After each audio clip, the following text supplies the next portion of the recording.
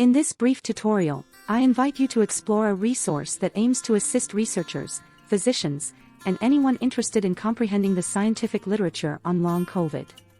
One component of the Observatory includes the long COVID trees visualization. It is a graphical search engine that displays the use of related diseases and chemicals across the literature and over time. It does so through trees of terms, which categorize and display the frequency and context of term usage in published papers, and show disease patterns and related medical phenomena. The other part shows the lifepaths of term usage over time. Collectively, these visualizations unveil emerging trends and insights into specific symptoms and complications. We hope that these tools will be particularly valuable during pandemics or other rapidly evolving medical scenarios, where clinical data are limited. We adopted a tree format to structure long COVID information, reflecting a common method in research publications. This approach effectively consolidates extensive data and aids in deriving insights. Medical and scientific information has grown exponentially, with literature growth since 2010 tripling compared to the period between the two world wars.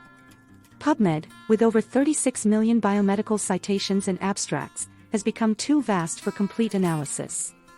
For example, Lit COVID in PubMed has over 394,000 publications, and the Long COVID database holds 13 to 15,000 publications. On this slide, I present the key components of the dashboard that are accessible on the page featuring the trees. What are the key components?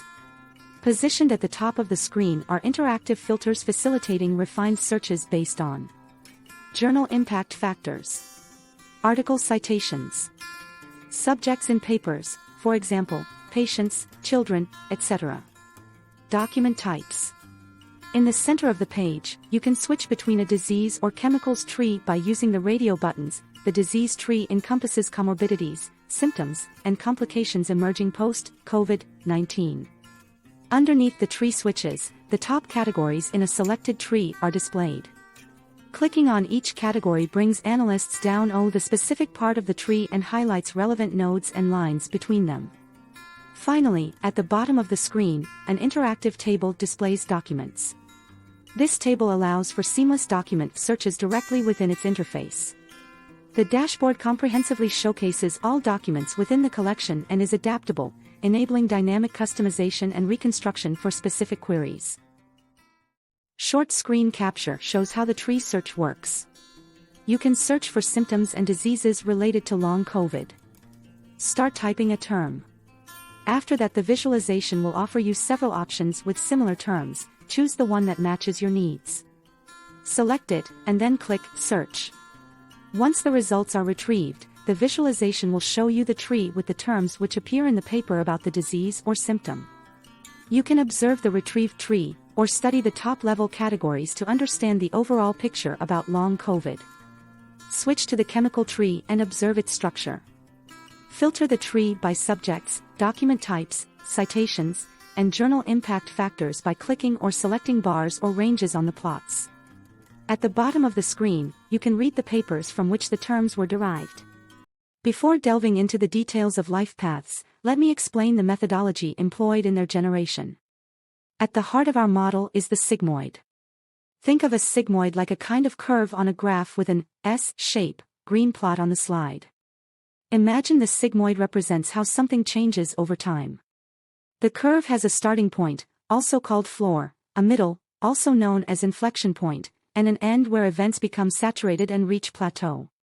So, in a nutshell, a sigmoid is like a special curve that shows how something starts, accelerates, hits a peak at the inflection point, and then decelerates and comes down to a plateau when it becomes saturated. The specific points on the curve have names that describe what's happening at each stage. Another characteristic of the sigmoid is its steepness of the curve at the inflection point. See the orange line. Now, here's where it gets even more interesting. You can use the sigmoid to understand how something changes over time. Imagine you have a bunch of data points over a timeline. You can fit these data points onto the sigmoid. This fitting is like finding the best match for how things evolve. It helps you see patterns, trends, behaviors, and predict what might happen next. A life path is a summary of sigmoidal fitting of normalized cumulative time series at consistent intervals. Take a look at lifepath tracking macrophage activation syndrome in the long COVID documents. The lifepath is shown in gray. The x-axis shows dates of observations, the y-axis, the logs of slopes of the sigmoids. Dashed orange lines connect the time of observation on the x-axis and the inflection time, x-coordinate of the observation. Inclination of orange lines from the observational point encapsulates vital insights. A forward lean signifies an accelerating pattern, a more measured inclination indicates deceleration or positioning at the inflection time, and alignment with the observational level denotes a cessation of interactions. Green, blue, red and black colors characterize the dynamic states of the term in the time series.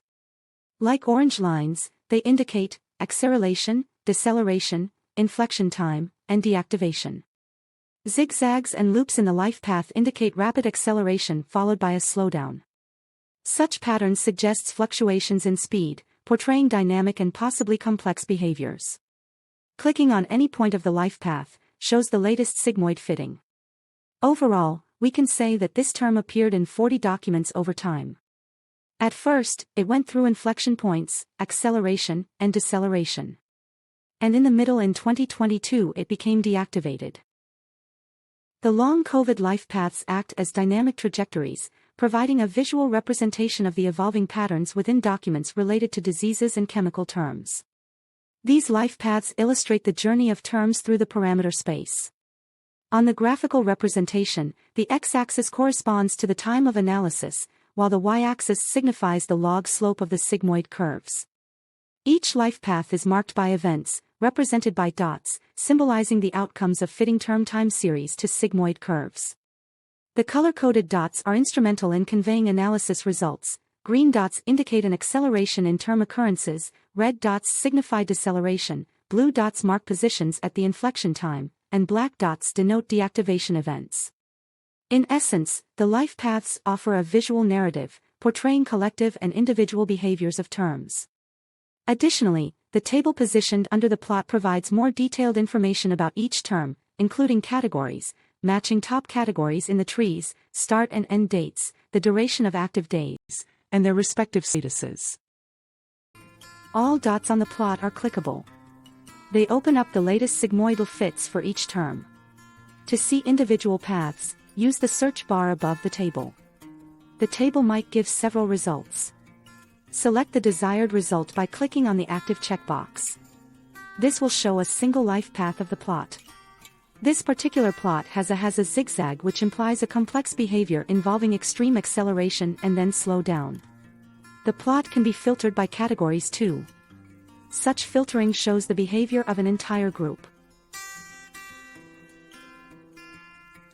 You can sort the group by the number of days and see which term has been discussed in the literature the longest. To clear the results, click on the Clear button. And last but not least, you can also switch the color coding and see the distribution of term frequencies.